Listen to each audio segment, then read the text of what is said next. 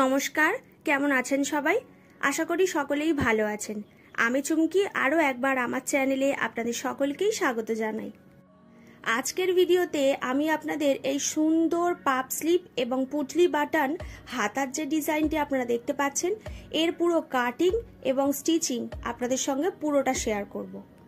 তো এই পাপ স্লিপ এবং পুটলি বাটনগুলি বানানো কিন্তু খুবই সোজা এবং খুবই সহজ উপায়ে এগুলিকে বানানো যায়। তো চলুন ভিডিওটি স্টার্ট করা যাক। আর আপনারা এই মুহূর্তে যে ব্লাউজের ডিজাইনটি দেখতে পাচ্ছেন, এই ব্লাউজের সম্পূর্ণ কাটিং এবং স্টিচিং এর ভিডিওটি যদি আপনারা দেখতে চান, তাহলে এই ভিডিওর ডেসক্রিপশন বক্সে গেলেই আপনারা ভিডিওর লিংক খুব সহজেই পেয়ে যাবেন।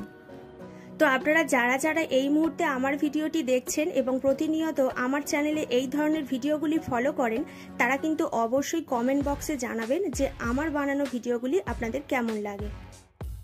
কমেন্ট করে জানালে আমি আরও ভালোভাবে বুঝতে পারবো এবং নতুন নতুন ভিডিও দেওয়ার আরও বেশি সাহস পাবো। তো যারা অলরেডি আমার চ্যানেলটিকে সাবস্ক্রাইব করেছেন তাদের অসংখ্য ধন্যবাদ জানাই, এবং যারা এখনো পর্যন্ত চ্যানেলে নতুন আছেন তারা কিন্তু অবশ্যই চ্যানেলটিকে সাবস্ক্রাইব করে নেবেন।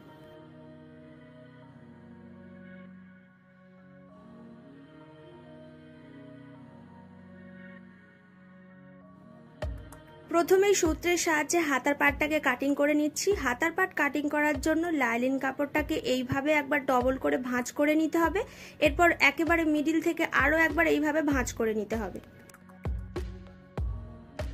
তো আমি এখানে লাইলিন কাপড়টাকে মোট 4 ভাঁজে ভাঁজ করে নিয়েছি, এরপর লাইলিন কাপড়টাকে এইভাবে ঘুরিয়ে নিয়েছি। প্রথমেই নিয়ে নিতে হবে হাতার লম্বার মাপ। যা লম্বার মাপ থাকবে সব সময় সেলাই মার্জিনের জন্য আরো 1 ইঞ্চি বাড়িয়ে নিয়ে তবেই হাতার লম্বার মাপটা নিতে হবে। আমি এখানে 10.5 ইঞ্চিতে হাতার লম্বার মাপ নিয়েছি। এরপর যা লম্বার মাপ নিয়েছিলাম এখান থেকে 3 ইঞ্চিতে আরো একটা দাগ দিতে হবে।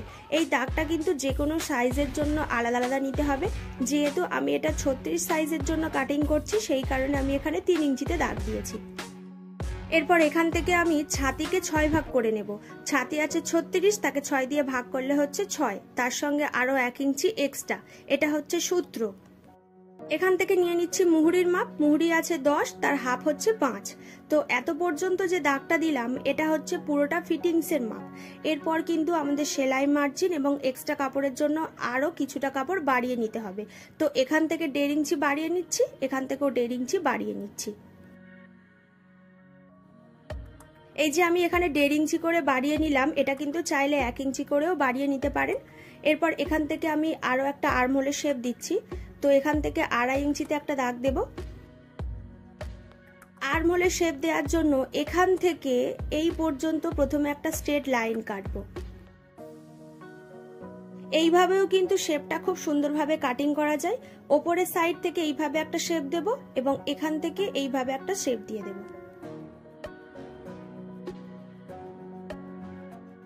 যেহেতু আমি এখানে পাপ স্লিপ কাটিং করব, আগেই বলেছি, তো পাপ স্লিপটা কাটিং করার জন্য একটু আলাদাভাবে মাপটা কাটিং করতে হবে। এই যে আমি হাতার লম্বার মাপ নিয়েছিলাম, এখান থেকে আরো 3 ইঞ্চি ওপরে একটা দাগ দেব। এরপর এই জায়গা থেকে যে 2.5 ইঞ্চিতে দাগ দিয়েছিলাম, এখান থেকেও 2.5 ইঞ্চিতে দাগ দিয়ে ওপর থেকে এই দাগটা এইভাবে শেপ দিয়ে মিলিয়ে নিতে হবে। এই যে ওপরের সাইড থেকে আমি 3 ইঞ্চি এক্সট্রা বাড়িয়ে নিয়েছি, এই কাপড়টা থেকেই কিন্তু পাপটাকে ক্রিয়েট করব।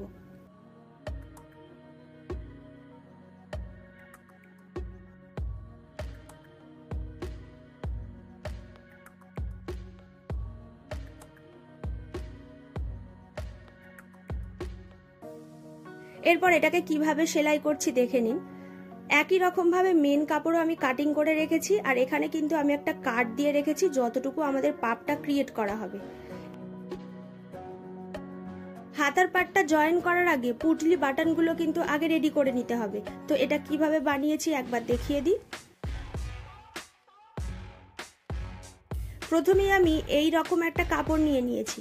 এরপর এর মিডিল থেকে কিছুটা এই ধরনের টুকরো কাপড় দিয়ে দেব। এরপর এই কাপড়টাকে এইভাবে মুড়ে নিলেই কিন্তু পুটলি বাটনটা রেডি হয়ে যাবে। এরপর সুতো দিয়ে একেবারে গোড়া থেকে এই কাপড়টাকে এইভাবে লক করে নিতে হবে।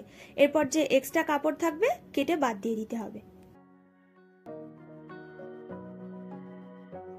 এরপর আমি সোজা কাপড়ের ওপরে লাইনিং পার্টটাকে এইভাবে রাখছি এবং মুহুরির সাইড থেকে এই পুটলি বাটনগুলিকে এক এক করে সেলাই করে নেব।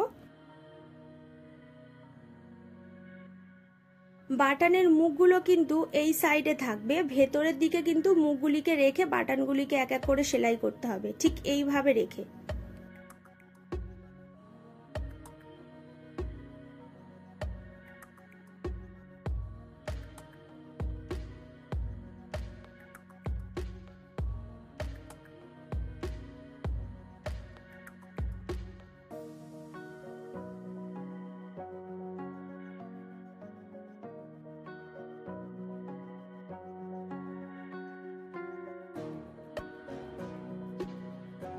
প্রত্যেকটা বাটন এইভাবে লাগিয়ে নিয়েছি। এই যে দেখুন ফিনিশিং দিয়ে লাগানো হয়ে গেছে। এরপর এর ওপর থেকে আরো একবার এইভাবে চাপ সেলাই দিয়ে দিচ্ছি।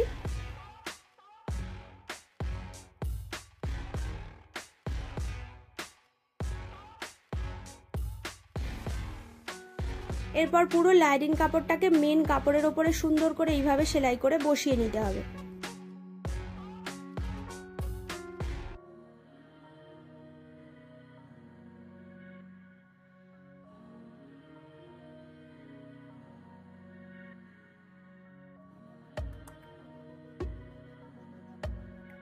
এক্সট্রা কাপড়গুলিকে এইভাবে আমি কেটে বাদ দিয়ে দিলাম। এরপরে এই যে আগে থেকে আমি কাট দিয়ে রেখেছিলাম পাপ করার জন্য, এই বরাবর পাপটাকে রেডি করে নিতে হবে।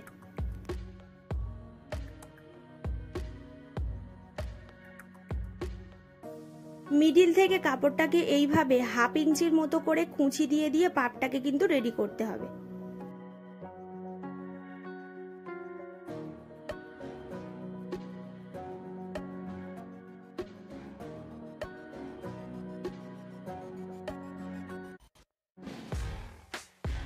একটু ধীরে ধীরে পাপটা ক্রিয়েট করতে হবে যাতে ফিনিশিংটা সুন্দর হয়।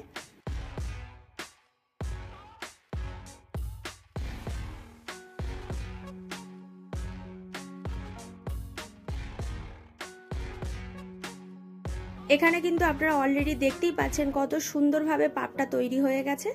এরপর হাতার যে ফিটিংসের মাপ আছে সেই ফিটিংস মাপ অনুযায়ী প্রথমে হাতার পাটটাকে সেলাই করে নেব। আর আপনারা যদি সরাসরি ব্লাউজের কাপড়ের ওপরে হাতার পাটটাকে লাগাতে চান তো লাগিয়ে নিতে পারেন। তো বন্ধুরা, আজকের ভিডিওটা আমি এইখানেই শেষ করলাম। ভিডিওটি কেমন লেগেছে আমাকে অবশ্যই কিন্তু কমেন্ট করে জানাবেন। আর ভিডিওটি ভালো লেগে থাকলে অবশ্যই কিন্তু লাইক করে দেবেন এবং শেয়ার করে দেবেন যাতে অন্যরাও এই ভিডিওগুলি দেখার সুযোগ পায়।